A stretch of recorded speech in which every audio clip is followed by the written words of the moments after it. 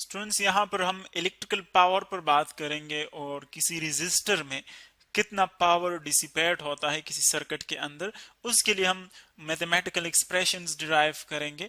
First of all electrical power पर बात करते हैं। अगर आप जनरली देखें जो हमने मैकेनिक्स में पढ़ा था, पावर की डिफिनीशन रिकॉल कर ले, सो उसके मुताबिक P is equal to work done in a unit time, यानी एक सेकंड में कोई ऑब्जेक्ट, कोई बॉडी कितना जो है वर्क डन करती है, उसको हम क्या कहते हैं, पावर कहते हैं। अब यहाँ पर भी जो डेफिनेशन ऑफ पावर है वो सेम रहेगा, लेकिन हम जो है जस्ट इलेक्ट्रिकल नेचर की बात करेंगे। जो वर्क डन है वो इलेक्ट्रिकल होगा, जो मूवमेंट होगी वो चार्जेस की होगी, जो एनर्जीज है वो इलेक्ट्रिकल एनर्जी है। सो यहाँ पर हम जो पावर यूज करेंगे वो होगा इलेक्ट्रिकल पावर।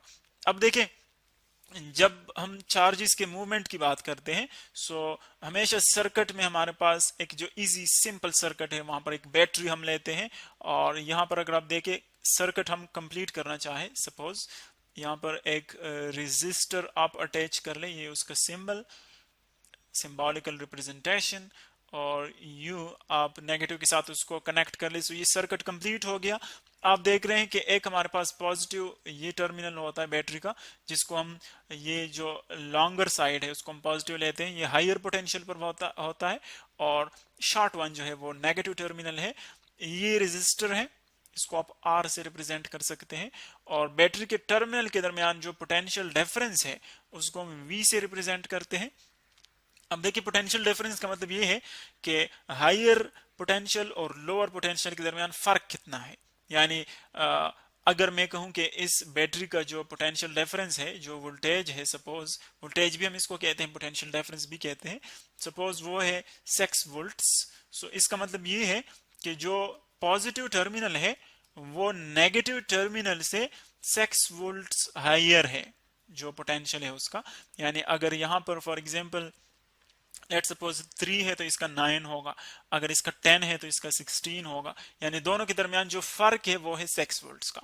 अब देखें, अगर कोई चार्ज है वो यहाँ से कन्वेंशनल डायरेक्शन अगर हम ले ले, कोई चार्ज है वो यहाँ से मूव करता है पॉजिटिव से, यू इस रेजिस्टर से पास होता है और फिर आता है नेगेटिव टर्मिनल की तरफ, तो बैटरी क्या करती है, उस चार्ज को अगेन यहाँ से एनर्जी प्रोवाइड करती है, वो यहाँ पर आता है, फिर वो यहाँ से मूव करता है, यूँ आता है, फिर बैटरी उसको उठाती है, यहाँ पर ले आती है। यानी जितनी एनर्जी बैटरी उसको प्रोवाइड करती है वही एनर्जी वो यहाँ पर मूव करके फिर यूज कर लेता है। जितनी एनर्जी बैटरी प्रोवाइड करेगी, ये बात याद रख के, वो चार्ज उतनी ही एनर्जी यहाँ पर यूज करेगा, उससे ज्यादा एनर्जी यूज नहीं करेगा। यानी अगर बैटरी उसको 6 वोल्ट्स की पोटेंशियल डिफरेंस ये प्रोवाइड करती है, सो इसका मतलब ये है कि जब चार्ज यहाँ से पॉजिटिव से नेगेटिव की तरफ आएगा, सो उसके पोटेंशियल में अगेन 6 वोल्ट्स की जो है वो कमी आएगी। इसका मतलब ये है।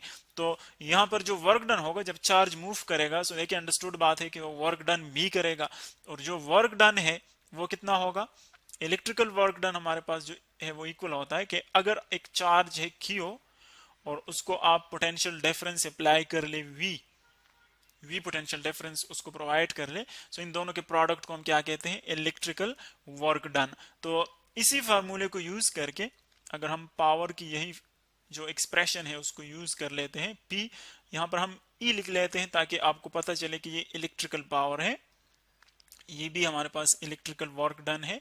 सो देखिए, पावर की जो एक्सप्रेशन है W/T वो वही रहेगी, W इसके साथ E हम लिख लेते हैं ताकि और भी सिंपल हो जाए कि ये इलेक्ट्रिकल वर्क डन है।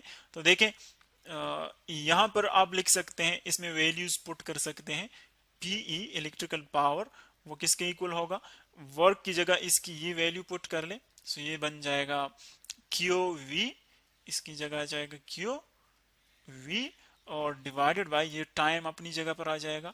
अब अगर आप देखें Q डिवाइडेड बाय T, ये एक्सप्रेशन हमने पढ़ा था in the definition of electric current, यानी the time rate of flow of charge, उसको हम इलेक्ट्रिकल करंट कहते हैं। इसकी जगह हम लिख सकते हैं इलेक्ट्रिकल करंट, यानी इसको अगर हम रिप्लेस कर ले इलेक्ट्रिकल करंट से, सो ये बन जाएगा PE, जो इलेक्ट्रिकल पावर है वो हो जाएगा, इन दोनों की जगह जाएगा इलेक्ट्रिकल करंट, और V जो है वो अपनी जगह पर। सो ये हमारे पास एक एक्सप्रेशन बनता है इलेक्ट्रिकल पावर का, और ये आप पावर डिसिपेशन के लिए भी यूज कर सकते हैं। यानी अगर कोई रेजिस्टेंस है, ये रेजिस्टर आप कंसिडर कर ले, जब चार्जेस फॉर एग्जांपल यहां से पास करेंगे यहां तक, यानी ए पॉइंट आप इसको कंसिडर कर ले, इसको बी, जब चार्जेस इस रेजिस्टर से पास होंगे तो कितना पावर वहां पर डिसिपेट होगा, कितनी एनर्जी वो लूज करेंगे। जब वो एनर्जी लूज करेंगे तो देखें इसका मतलब यह है कि वो पावर भी डिसिपेट करेंगे, कितना उसकी पावर में कितनी कमी आती है। तो वो हम यहाँ से जो है वो कैलकुलेट कर सकते हैं। पोटेंशियल रेफरेंस पुट कर ले और करंट पुट कर ले, इसमें ये हमारे पास डिसिपेटेड पावर आ जाएगा। अब अगर आप देखें ये तो एक स्टैंडर्ड हमारे पास इसकी जो फॉर्म है वो ये है, लेकिन इसको हम मुख्तलिफ और फॉर्म्स में भी लिख सकते हैं। अगर देखें आप, V हमारे पास इक्वल है ओहम्स लॉ के मुताबिक V इक्वल है IR के, तो अगर हम V की जगह ये पुट कर ले तो इक्वेशन क्या बन जाएगा, V की जगह ये पुट कर ले सो इक्वेशन बन जाएगा P is equal to I, और इस V की जगह IR पुट कर ले, आप IR पुट कर ले सो IR, अब I और I को मल्टीप्लाई कर ले सो I स्क्वायर इंटू R, ये इक्वेशन भी हम यूज कर सकते हैं। ये डिपेंड करता है कि आपको कौन कौन सी चीजें फॉर एग्जांपल नोन है। अगर I और V नोन हो तो आप डायरेक्टली ये इक्वेशन यूज कर सकते हैं। अगर आपको करंट और रेजिस्टेंस जो है वो नोन हो तो फिर आप ये डायरेक्टली यूज कर सकते हैं, इससे पावर जो है वो फाइंड आउट कर सकते हैं। अगर आप कोई तीसरा इसकी जो फार्मूला है, जो तीसरी एक्सप्रेशन है वो फाइंड करना चाहते हैं, सो हम किस तरह फाइंड कर सकते हैं, बिल्कुल इसी तरह ये फार्मूला आप ले लें, पिक कर ले P is equal to IV। अब देखे ओहम्स लॉ के मुताबिक अगर V इसके इक्वल है सो I किसके इक्वल हो जाएगी, बोथ साइड्स R पे डिवाइड कर ले सो I की वैल्यू जो है हमारे पास वो आ जाएगी V divided by R, V divide by R। तो I की जगह आप ये पुट कर लें सो ये बन जाएगा I की जगह V डिवाइडेड बाय R, और V जो है वो अपनी जगह पर, सो P जो इलेक्ट्रिकल पावर है उसकी वैल्यू हो जाएगी V इंटू V, वो इक्वल हो जाएगा V स्क्वायर के और डिवाइडेड बाय R। अब अगर आपको वोल्टेज और रेजिस्टेंस गिवन हो तो फिर आप डायरेक्टली ये एक्सप्रेशन यूज कर सकते हैं। ये तीनों एक्सप्रेशन इक्विवेलेंट है, इलेक्ट्रिकल पावर के लिए यूज होते हैं, आप कोई भी यूज कर सकते हैं।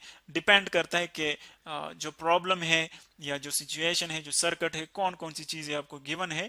सो पावर की जो नेचर है वो वही रहेगी, इसकी जो यूनिट है हमारे पास वो भी वही रहेगी। इसकी यूनिट फिजिक्स के मुताबिक वाट है, जिसको हम W से रिप्रेजेंट करते हैं, यूनिट भी इसकी वही रहेगी, नेचर भी वही है। जस्ट जो क्वांटिटीज है, जो इलेक्ट्रिक जो फील्ड्स हैं, जो बैकग्राउंड है वो डिफरेंट है। सिर्फ हम यहाँ पर डिस्कस कर रहे हैं इलेक्ट्रिकल चार्जेस, इलेक्ट्रिकल एनर्जीज और इलेक्ट्रिकल पावर। सो ये हमारे पास एक एनालिसिस है कि किस तरह सर्किट में इलेक्ट्रिकल पावर हम यूज कर सकते हैं। एक चार्ज एक जगह से दूसरी जगह जाता है तो उसका पावर हम किस तरह कैलकुलेट कर सकते हैं, उस सोर्स का पावर किस तरह कैलकुलेट कर सकते हैं, और किसी रेजिस्टर से अगर वो पास होता है वो चार्ज, वो इलेक्ट्रॉन या कोई भी जो पार्टिकल है नेगेटिव पॉजिटिव, तो वो कितना पावर डिसिपेट करेगा, वो सारी चीजें हम यहाँ से कैलकुलेट कर सकते हैं।